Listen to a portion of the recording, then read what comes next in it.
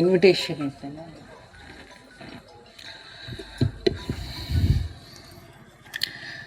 ನಾನು ಒಂದು ಕಡೆಗೆ ಅರ್ಜೆಂಟ್ ಹೋಗೋದ್ರಿಂದ ಬೇಗ ನಾನು ಹೆಡ್ಲೈನ್ಸ್ ಮಾತ್ರ ಮುಗಿಸ್ಬಿಡ್ತೀನಿ. ಗುರವೇ ಸರ್ವಲೋಕಾನಾಂ ಭೀಷಜೇ ಭವರೋಗಿಣ ನಿಧಯೇ ಸರ್ವವಿದ್ಯಾನಾಂ ದಕ್ಷಿಣಾಮೂರ್ತಯೇ ನಮಃ.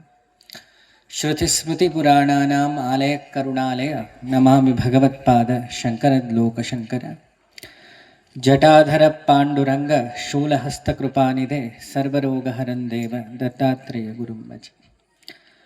ಹಿಂದೂ ಸಂಗಮದ ಉದ್ದೇಶ ಅಂತ ಮೊನ್ನೆ ಇದ್ರೆ ಶುರು ಮಂಡ್ಯದಲ್ಲಿ ನಾನು ಸಂತೋಷ್ ಜಿ ಮಾಡಿದ್ವಿ. ಅದರ ನೆಕ್ಸ್ಟ್ ಪ್ರೋಗ್ರಾಮ್ ಭದ್ರಾವತಿ. ಈ ಭಾಷಣ ಮಾಡ್ತಾ ನಾವೊಂದು ಹೇಳ್ತು, ಮಂಡ್ಯದಿಂದ ಇಂಡಿಯಾದ ಶುದ್ಧಿ ಅಂತ. ಶುದ್ಧಿ ಆದಮೇಲೆ ಅದಕ್ಕೆ ಕೋಟೆ ಕಟ್ಟಬೇಕು.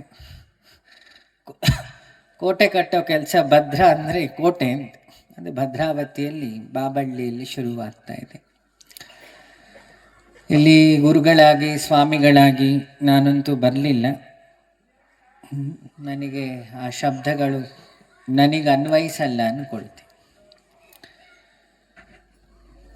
ನಾನು ಭಾಷಣ ಬದುಕಾಗಬಾರ್ದು, ಬದುಕು ಭಾಷಣ ಆಗಬೇಕು ಅಂತ ನಮ್ಮದು. ನಾನು ಸಣ್ಣಲಿಂದನೂ ಈ ಭಾಷಣಗಳನ್ನು ಕೇಳಿ ಕೇಳಿ ಕೇಳಿ ಕೇಳಿ ನಾವು ಯಾವ ಪರಿಸ್ಥಿತಿಲಿ ಇದ್ದೀವಿ ಅನ್ನೋದು ನಂದೊಂದು ನೆಕ್ಸ್ಟ್ ಪ್ರಶ್ನೆ. ಫಸ್ಟು ನಾವು ನಮ್ಮೊಳಗೆ ಸರಿ ಮಾಡಿಕೊಳ್ಬೇಕು. ಈ ಧ್ವಜ ಅಲ್ಲೂ ನೋಡಿದೆ ಸುಮಾರು ಹೊತ್ತು ನೋಡ್ತಿದ್ದೆ. ಮೇಲಿದ್ದ ಚಂದ್ರನನ್ನು ನೋಡುತ್ತಾ ಇದ್ದೆ. ಅವನಿನ್ನು ಪೂರ್ಣ ಆಗಲಿಕ್ಕೆ ಈಗ ಅರ್ಧ ಆಗಿದ್ದಾನೆ. ಅವನಿನ್ನು ಪೂರ್ಣ ಆಗಲಿಕ್ಕೆ ಸ್ವಲ್ಪ ಸಮಯ ಉಂಟು.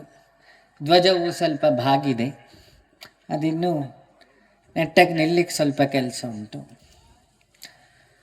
ಆ ಧ್ವಜ ಅಂದರೆ ಜೀವನ ಅಂತ. ನಾ ಬಂದ ತಕ್ಷಣ ಇಷ್ಟು ಕೇಸರಿ ಹಾಕಿದ್ರಿ. ಇದರ ಹಿಂದಿನ ಅರ್ಥ ಗೊತ್ತಾ ಅಂತ ನಾವು ನಮ್ಮ ಹುಡುಗರಿಗೊಂದು ವಾಪಸ್ ಪ್ರಶ್ನೆ ಕೇಳುತ್ತಾ ಉಂಟು. ಕೇಸರಿ ಅಂದರೆ ತ್ಯಾಗ ಅಂತ. ಉಂಟದು ನಮ್ಮಲ್ಲಿ? ಫಸ್ಟ್ ಒಂದು ಸೆನ್ಸಸ್ ರಿಪೋರ್ಟ್ ತಗೊಳ್ಳೋದು. ಹಿಂದೂಗಳಲ್ಲಿ ವೃದ್ಧಾಶ್ರಮ ಎಷ್ಟಿದೆ? ಹಿಂದೂಗಳ ಹುಡುಗರುಗಳ ಕಾಲನೆಲ್ಲ ಗಮನಿಸಿದೆ ನಾನು. ಅಲ್ಲಿಂದ ಬಂದೆ, ಬೈಕಲ್ಲಿ ಬರ್ತಾನೆ. ನಾನು ಸ್ವಲ್ಪ ಅಬ್ಸರ್ವೇಷನ್ ಮಾಡೋದು ಜಾಸ್ತಿ.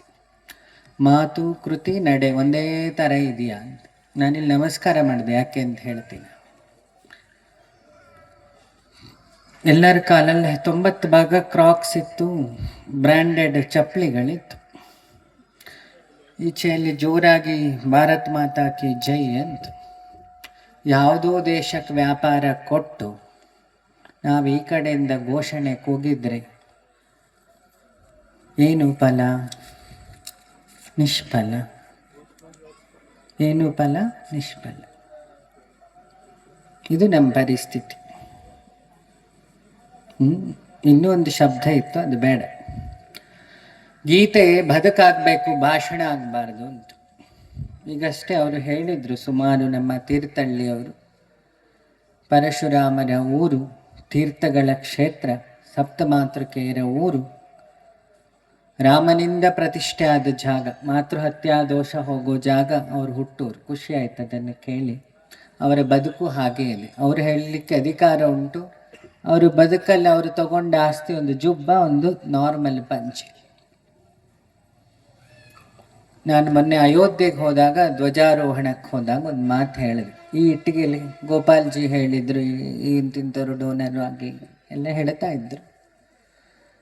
ನಾನು ಅವಾಗ ಹೇಳಿದೆ, ಗೋಡೆ ಮೇಲೆ ರಾಮ ರಾಮ ಬರೆಯೋ ಬದಲು ಸಂಘದ ಪೂರ್ಣಾವಧಿ ಕಾರ್ಯಕರ್ತರ ಹೆಸರು ಬರೆದಿದ್ರೆ ರಾಮನಿಗೆ ಅದೆಷ್ಟು ಸಂತೋಷ ಆಗ್ತಿತ್ತು ಅಂತ.